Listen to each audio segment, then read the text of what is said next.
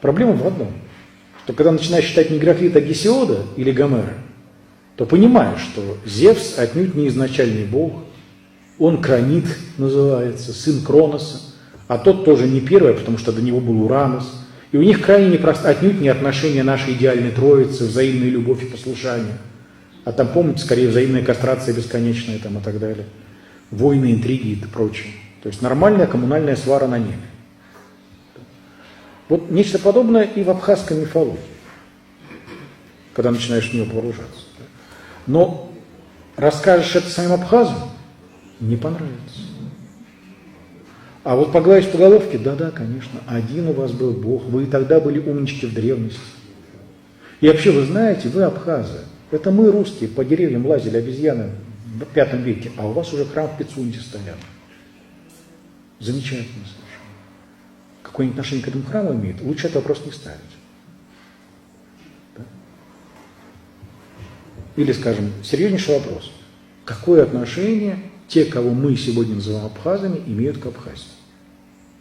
То есть факт, есть потрясающие древние христианские православные храмы на территории Абхазии. Было древнее православное Абхазское царство. Была Абхазская православная церковь. Все это правда. Вопрос только в том, те, кто сегодня там живут, какое к этому имеет отношение? Парадокс состоит в том, что сами себя эти люди называют Апсуа. Страну свою называют Апсны, не Абхазия. А слово Абхазетия – это слово грузинское. То есть те, кто когда-то называли себя абхазами, это была часть грузинского этноса, типа Мигрел там и так далее. И, скажем, грузины считают, так, грузинские историки, они полагают, что вот эти аутентичные абхазы, православные и так далее, единые с грузинским народом, церковью и так далее, они были вырезаны и изгнаны турками в 16-17 веках оттуда, с этого побережья. И отчасти исчезли, отчасти ушли в глубокую горную Грузию, туда, на восток. А на опустевшие прибрежные земли турецкие власти спустили черкесов с гор и сказали, вот вы теперь живите здесь. То есть получается, что нынешнее население Абхазии, они там недавно. Но им льстит считать себя строителями тех древних храмов и их наследниками. Как, скажем, валахи балдеют от того, что а мы наследники древних римлян и называют себя румыны, ромеи, романе. Вот. Мы наследники древних римлян, хотя какое отношение даки эти имеют к Риму, вот, весьма-весьма такое отстраненное. Но хотя бы румыны, они честно говорят, у них там культ в Румынии императора Трояна. Почему? Потому что Троян покорил даков.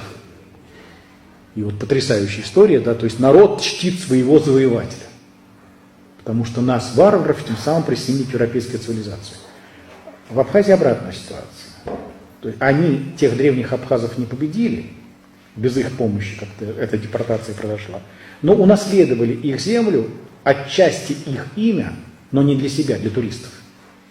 Себя они не называют абхазами, я много говорю, только вот на русском языке и беседах с иностранцами. И отчасти другую историю. Но вы понимаете, если я начну это рассказывать абхазам, они очень обидятся. Назовут грузинским агентом. А вот если сказать, да-да, абхазы – древнейший православный народ на земле, вернитесь к вере ваших предков.